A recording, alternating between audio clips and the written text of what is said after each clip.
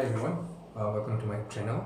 So in my previous video, which was about 2 weeks ago, I was talking about the Nokia 8.3 5G, and then there was a silence of almost about 2 weeks or so, and that was because I was sitting for a major exam, and I'm very glad that the exam is finally over. So for those of you who have subscribed to my channel, thank you very much. For those of you who are new, I do review on Nokia devices only. So this is where these videos are going to be different compared to many other videos out there, mainly because I use the devices that I review. These are not paid reviews, these are devices that I purchased by myself. So my reviews and opinion are going to be my personal opinion of using the device for a longer time. And with that said, many of you have actually asked me recently whether the Nokia 8.3 is worth to purchase and how does it fare to Nokia 8.1. So this video is mainly to address this important issue.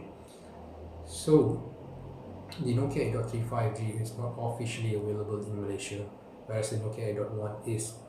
And many of you have asked whether it's safe to purchase, whether this is the real deal.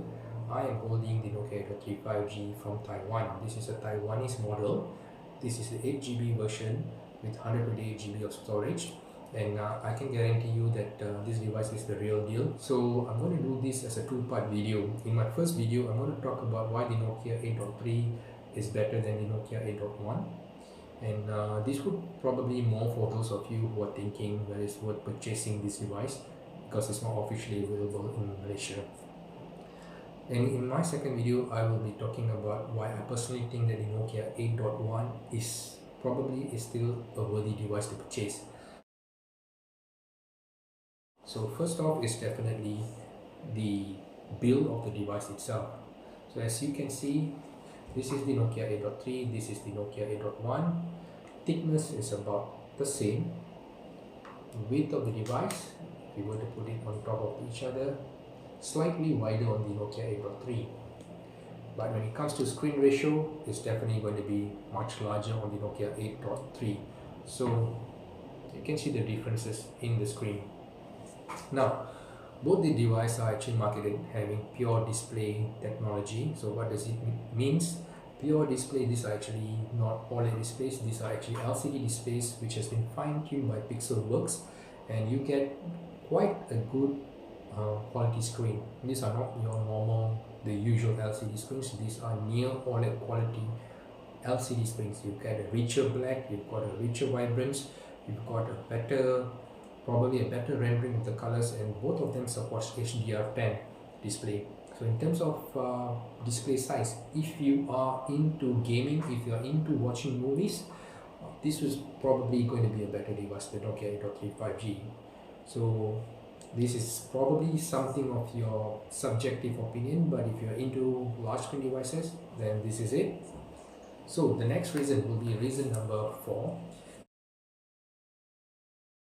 Now, reason number 4 is something of I would consider one of the important points to take note of the Nokia 8.1.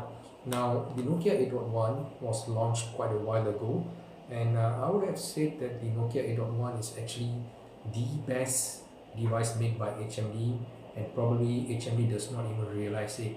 The Nokia 8.1 is a very good and reliable device that you can actually replace any other flagship out there in an instant. Now, the only issue with the Nokia 8.1 is that it has some issues with the charging. Now, it's got two issues mainly.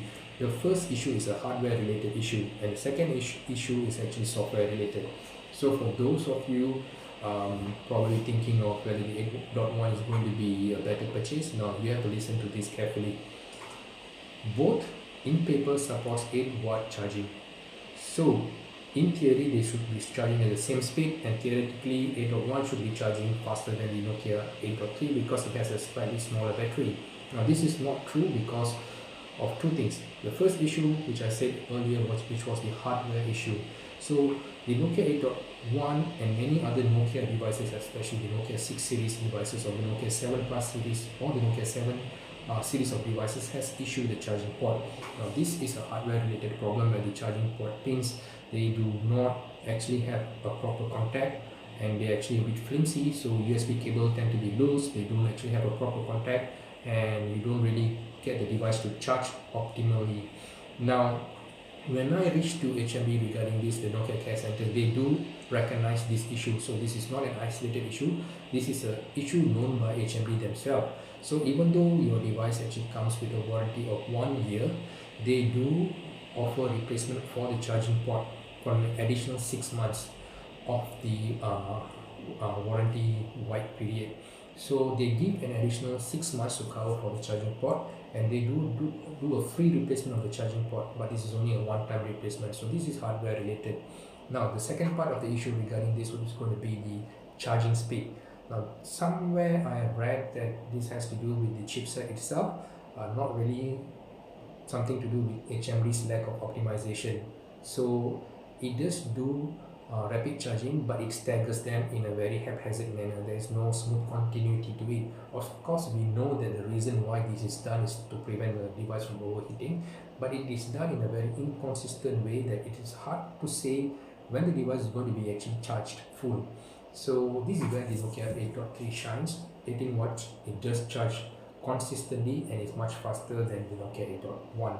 So this is going to be reason number 4 why 8.3 is better than 8.1.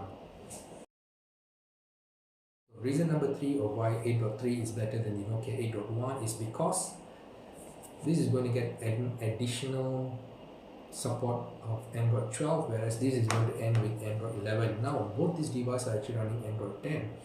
And this came with Android 9, it's currently running Android 10, it will be getting Android 11. This came with Android 10, it will be among the first device to get Android 11, and this will be ending with Android 12.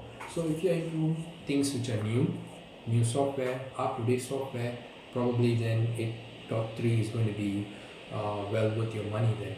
So reason number 2 is going to be somehow of subjective still. In theory, the hardware on the Nokia 8.3 is supposedly superior compared to the one on 8.1. Now, one is running Snapdragon 765G and one is running Snapdragon 710 on the 8.1. So day-to-day performance, you won't actually feel much of any sluggishness. Devices are fast, they do respond well, execution is done good. I have no issues with the Nokia 8.1 in terms of reliability and in terms of carrying out your day-to-day activity, but things might change more when it comes to those who prefer gaming. The Snapdragon 765G, the G at the back means it's made for gaming, so probably this would serve you better in terms of playing games, probably a much better rendering of the graphics, better frame rates and whatnot. So in terms of connectivity, so we all know that the Nokia 8.3 5G is the first 5G device by Nokia, or rather HMD themselves. Does it going to matter to you? It depends. If it's 5G is something which is available in your country, then definitely go for something which is going to support the new speed. Whereas in Malaysia, it is not going to make much of a difference to us because it's still going to be running on 4G for at least for a year or so. So in terms of day-to-day using it in Malaysia, I'm using DG by the way. Speeds are acceptable. It runs on LTE on both sides. You're not going to feel one is faster than the other. Day-to-day tasks are actually run well on these devices. I would say that probably the speaker on the 8.3 is slightly better than the one on 8.1, and the other thing is that the haptic feedback on the 8.3 is a bit sharper, and this gives you a very good tactile feedback when you do your things, when you execute your things. You get a very satisfactory feedback from the device, whereas on the 8.1 the haptic feedback is somehow muffled, I think, and it is there, it is nice, it works, but it doesn't give you that satisfaction when you type, when you scroll. So this is what makes the 8.3's hardware per se superior compared to the Nokia 8.1. Of course, in terms of storage, you have 128GB storage on the 8.3, you've got 8GB RAM, whereas on the 8.1 it's just 4GB of RAM and 64GB of storage. Now, the first and the most important reason why the Nokia 8.3 5G is better than the Nokia 8.1 will come down to the camera. So one has a pure view branding, the other doesn't. One uses a Sony sensor, one which we don't know, and I'm guessing it's going to be a Samsung sensor. In paper, the Nokia 8.3 is supposed to sweep the Nokia 8.1, but we're going to see later. I'm going to do a much thorough comparison before we actually conclude which camera is better. But for this particular comparison, I'll give it to the Nokia 8.3. That is because you've got much wider options. So I'm going to make a second video on why I still think that Nokia 8.1 might have a little edge on the Nokia 8.3 5G. So stay tuned and do watch that video as well. So till we see again, that's all from me now. Goodbye.